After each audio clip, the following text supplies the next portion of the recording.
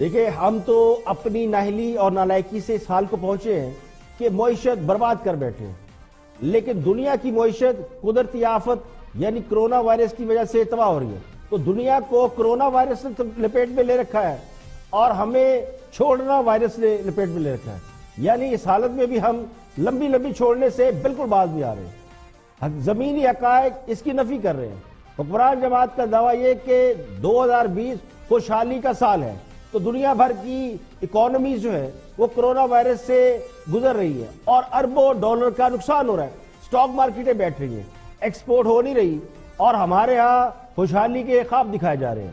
اور یہ خواب الیکشن سے پہلے بھی دکھائے گئے تھے، پھر پچھلے سال پی ٹی آئی کی حکومت تھی تو اس وقت بھی یہ دعوے کیے گئے تھے کہ برا وقت ختم ہو گیا، اب خوشحالی آئے گی، تو 1 کروڑ نوکریاں اور 50 لاکھ گھر بنائیں گے۔ تو پتہ چلا کہ آٹے اور چینی کا بحران پیدا ہوا، اشیاء خورد و نوش عام آدمی کی استطاعت سے باہر ہو گئی، بجلی اور گیس کے نرخ آسمانوں تک پہنچ گئے۔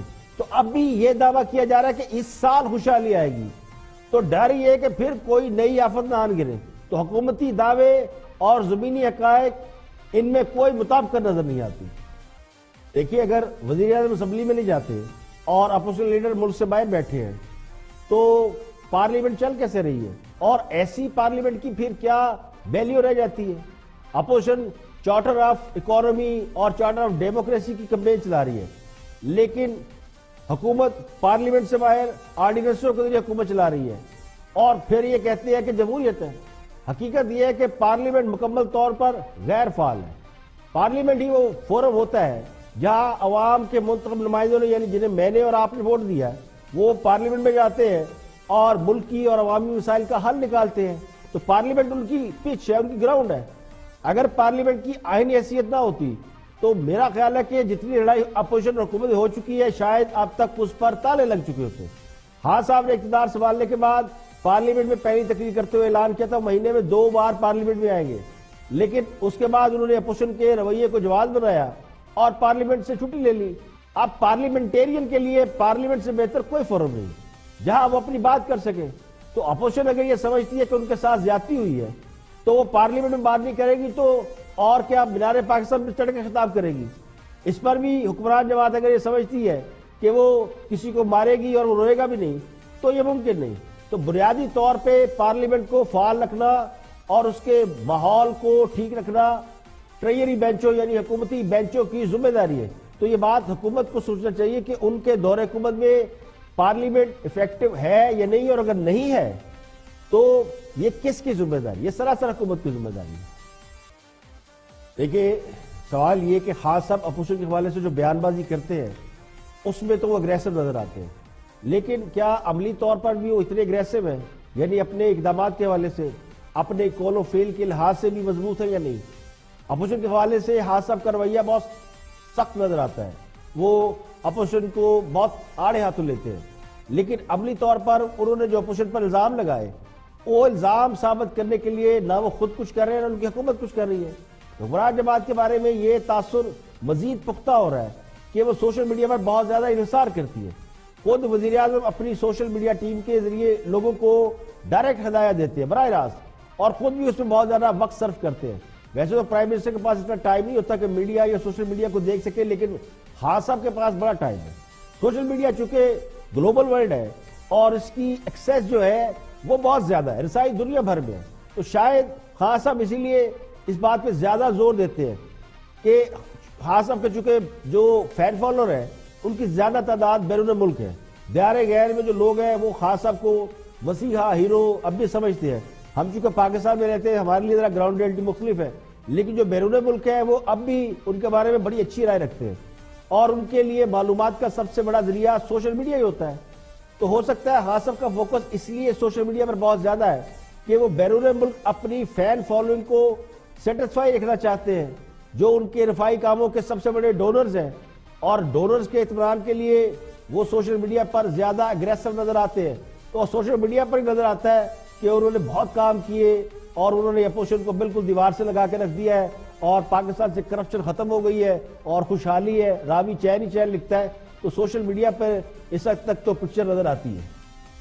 دیکھیں ہم تو اپنی نااہلی اور نالائکی سے اس حال کو پہنچے ہیں کہ معیشت برباد کر بیٹھے، لیکن دنیا کی معیشت قدرتی آفت یعنی کرونا وائرس کی وجہ سے تباہ ہو رہی ہے۔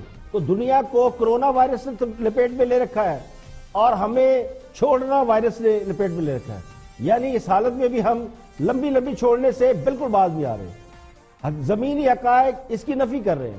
حکمران جماعت کا دعویٰ یہ کہ 2020 خوشحالی کا سال ہے، تو دنیا بھر کی اکانومی جو ہے وہ کرونا وائرس سے گزر رہی ہے اور اربوں ڈالر کا نقصان ہو رہا ہے، سٹاک مارکیٹیں بیٹھ رہی ہیں، ایکسپورٹ ہو نہیں رہی، اور ہمارے ہاں خوشحالی کے خواب دکھائے جا رہے ہیں، اور یہ خواب الیکشن سے پہلے بھی دکھائے گئے تھے۔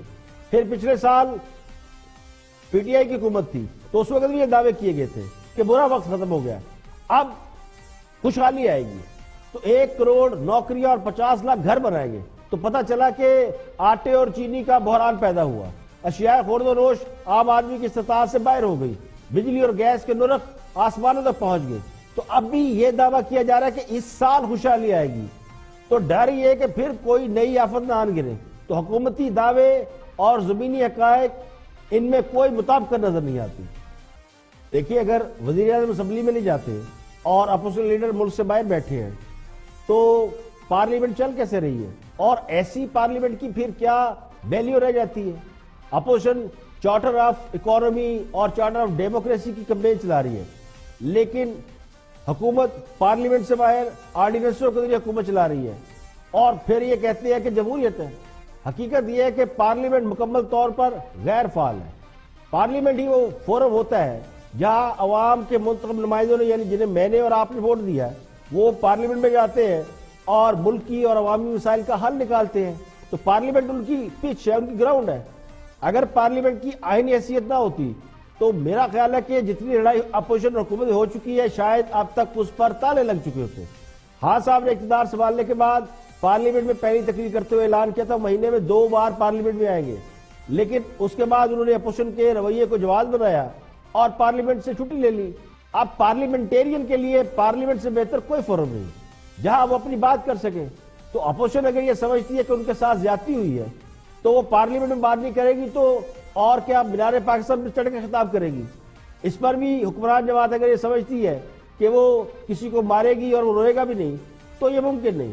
تو بنیادی طور پہ پارلیمنٹ کو فعال رکھنا اور اس کے ماحول کو ٹھیک رکھنا ٹریجری بینچوں یعنی حکومتی بینچوں کی ذمہ داری ہے۔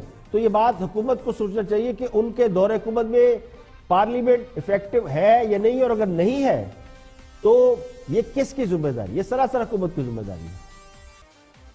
دیکھیے، سوال یہ کہ خاص صاحب اپوزیشن کے حوالے سے جو بیان بازی کرتے ہیں اس میں تو وہ اگریسو نظر آتے ہیں، لیکن کیا عملی طور پر بھی وہ اتنے اگریسو ہیں؟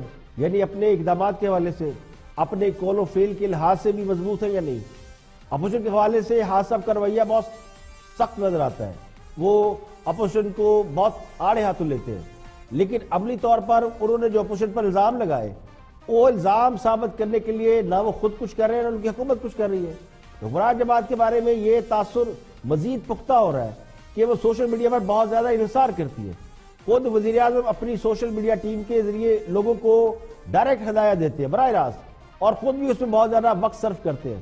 ویسے تو پرائم منسٹر کے پاس اتنا ٹائم نہیں ہوتا کہ میڈیا یا سوشل میڈیا کو دیکھ سکے، لیکن خاص صاحب کے پاس بڑا ٹائم ہے۔ سوشل میڈیا چونکہ گلوبل ورلڈ ہے اور اس کی ایکسیس جو ہے وہ بہت زیادہ ہے، رسائی دنیا بھر میں ہے، تو شاید خاص صاحب اسی لیے اس بات پہ زیادہ زور دیتے ہیں کہ خاص صاحب کے چونکہ جو فین فالوور ہیں ان کی زیادہ تعداد بیرون ملک ہے، دیار غیر میں جو لوگ ہیں وہ خاص صاحب کو مسیحا ہیرو اب بھی سمجھتے ہیں۔ ہم چونکہ پاکستان میں رہتے ہیں ہمارے لیے ذرا گراؤنڈ ریئلٹی مختلف ہے، لیکن جو بیرون ملک ہے وہ اب بھی ان کے بارے میں بڑی اچھی رائے رکھتے ہیں، اور ان کے لیے معلومات کا سب سے بڑا ذریعہ سوشل میڈیا ہی ہوتا ہے۔ تو ہو سکتا ہے حاصف کا فوکس اس لیے سوشل میڈیا پر بہت زیادہ ہے کہ وہ بیرون ملک اپنی فین فالوئنگ کو سیٹسفائی رکھنا چاہتے ہیں، جو ان کے رفائی کاموں کے سب سے بڑے ڈونرز ہیں، اور ڈونرز کے اطمینان کے لیے وہ سوشل میڈیا پر زیادہ اگریسو نظر آتے ہیں۔ تو سوشل میڈیا پر ہی نظر آتا ہے کہ انہوں نے بہت کام کیے اور انہوں نے اپوزیشن کو بالکل دیوار سے لگا کے رکھ دیا ہے، اور پاکستان سے کرپشن ختم ہو گئی ہے اور خوشحالی ہے، راوی چین ہی چین لکھتا ہے۔ تو سوشل میڈیا پر اس وقت تک تو پکچر نظر آتی ہے۔